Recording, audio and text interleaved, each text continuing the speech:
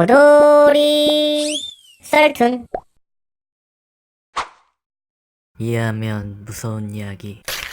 수능을 앞두고 공부를 하고 있는 누나를 위해 나는 스피커를 끈 채로 거실에 있는 컴퓨터를 켰어. 인터넷으로 1시간 정도 때우고 그 이후로 심심해져서 컴퓨터로 지난주에 못 본 TV 프로그램들을 보고, 평소엔 겁이 많아 공포영화를 잘 못 보는데 너무 심심한 나머지 조금만이라도 공포영화를 보는 걸 시도하기로 하였다. 공포영화가 시작되나 영화에 나오는 귀신들의 소리와 모습만 무서웠지 1시간 30분 동안 봤지만 생각보다 별로 무섭지 않아. 뭐야, 공포영화 하나도 안 무섭네 하고 안심했어.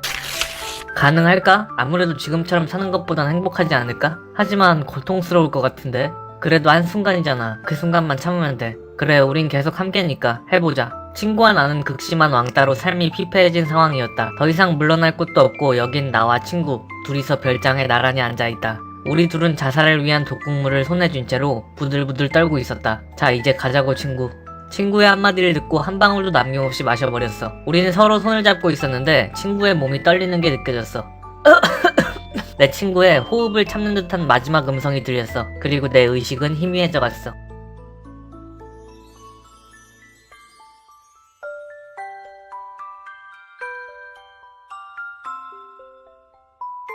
첫 번째 이야기. 나는 공부하는 누나를 위해 스피커를 끈 채로 컴퓨터를 했다. 나는 공포영화에 나오는 귀신들의 소리와 모습만 무섭다고 했다. 귀신 소리는 컴퓨터에서 나오는 게 아닌 실제 귀신 소리이다. 두 번째 이야기. 나와 친구는 같이 자살을 하기로 한다. 친구는 나가 죽기 전 호흡을 참는 듯한 마지막 음성을 냈는데, 친구는 호흡을 참은 것이 아닌 독극물을 넘기는 것을 참은 것이다. 또한 친구의 몸은 웃음을 참느라 떨리고 있었다. 마지막에 새어나온 음성은 그와 동시에 나온 웃음소리이다. 호돌이 썰툰. 이해하면 무서운 이야기. 나는 중고장터에서 캠코더를 하나 샀어. 설레는 마음에 집에 오자마자 캠코더를 킨 다음에 베란다 쪽을 촬영해봤어. 근데 촬영과 동시에 배가 아파서 녹화를 켜놓은 채로 화장실에 갔다 왔어. 잘 찍혔나? 하고 궁금해서 되감기로 앞으로 돌리는 도중 베란다로 어떤 여자가 위에서 밑으로 떨어지는 게 찍힌 거야. 헉? 이게 뭐야? 하다가 무언가를 깨닫고 나는 캠코더를 버렸어. 나는 어떤 허름한 동네에서 몇 년째 자취를 하고 있어. 근데 우리 집 앞에 있는 엄청 낡은 집에는 사람이 안 사나봐. 사람이 들어왔다 나가는 걸 본 적이 없어. 그런데 늦은 밤 술을 먹고 집에 돌아오는 길에 평소에 호기심과 술 덕분인지 용기도 생겨서 그 집의 대문을 열려고 하니 녹슨 소리와 동시에 문이 열렸어. 망설였지만 지금이 아니면 궁금한 채로 남을 것 같아 집으로 들어갔어. 내부를 살펴보니 음침해서 귀신이 나올 것 같았어. 어두워서 아무것도 보이지 않았고 쇠 냄새가 심하게 났어. 조금 더 들어가 보니 역시 아무것도 보이지 않아. 긴장을 풀고 핸드폰 불빛으로 방을 비췄는데 방에 온통 붉은 페인트 낙서가 도배돼 있었어. 자세히 보니 흘러내리고 있어 낙서로 보일 뿐 그것의 정체는 무시무시했어. 죽여버릴 거야. 죽일 거야. 죽어. 죽여. 죽는다. 방을 가득 메운 붉은 글자. 천장까지 뒤덮을 만큼 집요했어.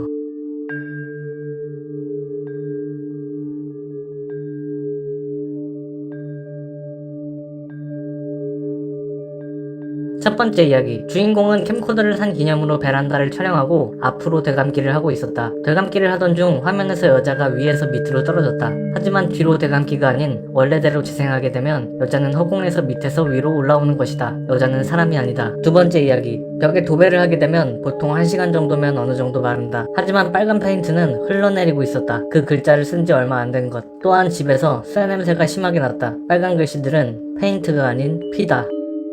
호돌이 썰툰. 이해하면 무서운 이야기. 나에겐 6살짜리 아직 어린 아들이 한 명 있다. 나의 아들은 꿈이 크고 천진난만하고 순수한 아이다. 아직 어려서 그런지 나의 감정에 대해 잘 이해하지 못하지만 세계사에 대해 잘 알고 있는 나는 아들에게 각 나라의 위인들에 대해 많은 이야기를 해주었고, 아들은 그 이야기를 천진난만한 눈으로 즐겁게 들었다. 어렸을 적 아주 힘들고 부모님 없이 자란 사람들이 있었지만 그들은 대부분 극복해내고 그 원동력으로 훌륭한 위인이 되어 많은 업적을 남겼단다. 어느 정도 얘기를 해주다가 늦은 시간이 되어 아들을 방에 두고 나는 잠자리에 들었다. 그로부터 몇 시간 뒤 배에서 복통이 심하게 느껴졌다. 요즘 경찰들은 뭘 하고 있는 것일까? 일을 제대로 하는 건지 안 하는 건지 참. 내가 왜 이러냐면 지난주 직장 근처에서 살인사건이 일어났는데 젊은 여자를 몽둥이로 무차별로 때려 죽였어. 정말 무섭지 않아? 내가 사는 곳은 작은 마을이라서 어디를 가더라도 이 이야기로 시끄러워. 물론 이러한 공포를 부채질하는 언론도 문제가 있지만 우리 할머니. 불쌍할 정도로 무서워하시고 나를 걱정해주셔서 매일 몇 시간이나 기도를 하고 계셔. 그럼에도 경찰들은 어떠한 범행 수법, 범행 도구 같은 증거도 찾지 못하고 있으니 이 사건에 대해 너무 대충대충 진행하려는 것 같아. 보너스 이무이! 여학생이 칼을 든 괴한에게 쫓기고 있었다. 여학생의 집은 17층이라 올라가거나 엘리베이터를 타기 전 붙잡혀 죽을 것이다. 여학생은 1층의 집을 두드리며 살려주세요. 개한이 절 죽이려고 해요. 제발 문 좀 열어주세요. 그러자 찰컥 소리가 들렸다. 괴한은 아쉬워하며 도망쳤다. 안심한 여학생은 고맙다는 인사를 하려고 문을 열었다. 어? 문이 왜 안 열리지?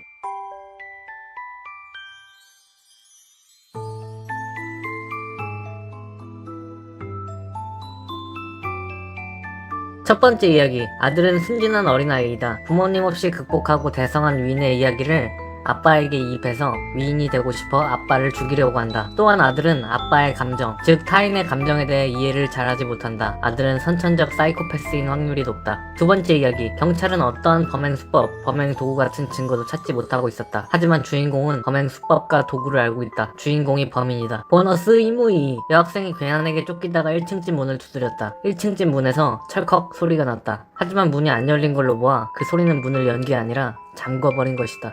오돌이 썰툰. 이해하면 무서운 이야기. 친구들과 백화점에 가기로 했다. 오랜만에 쇼핑에 나도 신났고 친구들도 신났다. 친구들과 난 택시를 타기로 했고 한참을 기다리고 나서야 택시를 잡을 수 있었다. 나는 조수석에 탔고 내 친구 3명은 뒷자리에 탔다. 점심을 많이 먹은 건가? 뭔가 차가 무거운 것 같은 느낌이었다. 타고 나서 얼마 지나지 않아 친구들은 갑자기 큰 웃음을 내며 웃고 떠들었다. 별로 웃긴 이야기도 아닌데 목소리를 크게 내며 웃길래 이상하다 싶어 뒤를 돌아보았다. 친구들은 표정이 굳은 채로 웃고 떠들고 있었다. 조금 뒤 차가 신호에 걸려 잠시 멈춰 서 있는데 친구 중 하나가 나 저 옷 사고 싶어. 여기서 세워주세요 아저씨 라고 말하며 어떤 의류점에 있는 옷을 가리켰다. 별로 이쁜 옷도 아닌데 내리면서까지 살 이유는 없는 것 같아서 백화점에 더 이쁜 게 많다며 거기서 사자고 하자 내리자는 친구 말고도 나머지 친구 역시 내리자고 난리였다. 친구들이 약간 이기적인 것 같아 너희들만 내리라고 난 백화점에서 내리겠다고 한 뒤 나를 말리는 친구들을 무시하고 계속 탔다. 친구들은 내렸고 얼마 지나지 않아 친구들에게 전화가 걸려왔다. 그리고 나 또한 별로 웃기지도 않은 이야기를 주고받으며 크게 떠들게 되었다. 많이 늦은 것 같기도. 어느 마을에서 여아 연쇄 살인사건이 발생했다. 여자아이들이 끔찍하게 살해당해 점점 사람들에게 회자되기 시작했고 방송국에서는 피해자 아버지와 인터뷰를 하기로 했다. 지금 심경이 어떠시죠? 심경이고 뭐고 아직도 믿을 수 없습니다. 지금도 딸 아이가 살아 돌아올 것만 같습니다. 자녀분은 어떤 아이였나요? 언제나 건강하고 웃는 얼굴이 정말 귀여웠습니다. 범인에 대해서 하고 싶은 말은 있으십니까? 빨리 잡아 사형시키고 싶습니다. 마지막으로 하실 말씀은 있나요? 하루라도 빨리 범인을 잡으러 왔으면 좋겠습니다. 방송이 나가자마자 바로 범인이 잡혔다.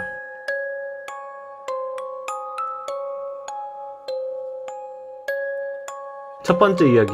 나는 조수석에 탔고 나머지 2명은 뒷자리에 탔다. 친구들은 뭔가 억지로 크게 떠들고 있다. 차에선 무거운 느낌이 든다. 트렁크엔 사람이 있고 아직 죽지 않아 살려달라고 외치고 있다. 이를 기사가 알게 될까봐 자신들에게도 피해가 올까봐 뒷자리 친구들은 크게 떠들고 있다. 나는 그걸 뒤늦게 알았고 이미 늦었다는 걸 깨닫고 있다. 두 번째 이야기. 빨리 범인을 잡으러 왔으면 좋겠다라는 말을 보아 아버지가 범인이다. 아버지는 딸을 홧김에 죽인 후 후회로 가득 찬 채로 살다가 자백을 한 것이다.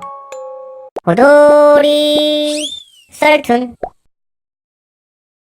이해하면 무서운 이야기.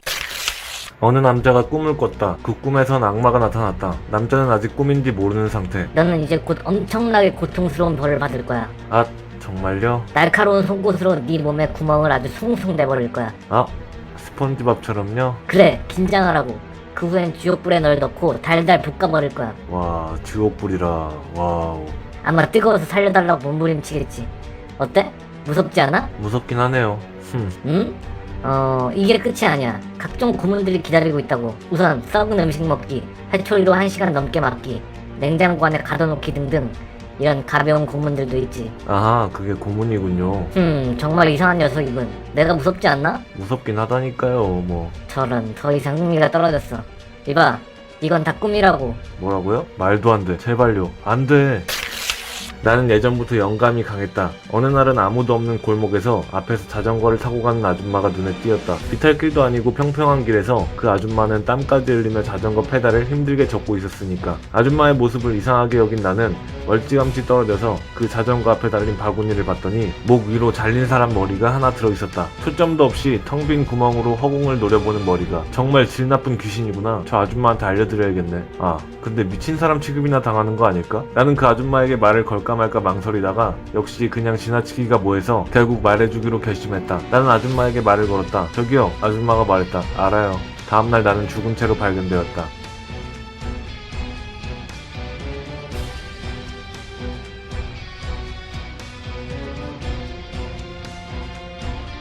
주인공은 악몽을 꾸고 있다. 하지만 꿈이라는 것을 인지하는 순간 꿈은 깨기 쉽다. 주인공은 꿈에서 깨는 것을 두려워하고 있다. 썩은 음식 먹기, 회초리로 1시간 넘게 맞기, 냉장고 안에 가둬놓기 등등. 주인공은 이게 고문이냐고 묻는 만큼 별것이 아니다. 또한 꿈에서 나오는 것들은 현실과 직간접적으로 연관이 있다. 주인공은 이미 겪은 일들이다. 주인공은 현실이 악몽보다 무섭다. 두 번째 이야기. 아줌마는 비탈길도 아닌 평평한 길에서 자전거 타는 것을 힘들어하고 있다. 무게가 있는 것을 자전거로 옮기느라 그렇다. 나가 본 자전거 바구니의 머리는 귀신이 아닌 무게가 있는 실제 머리이다. 아줌마는 토막살인범, 나는 말을 걸었다가 살인당했다.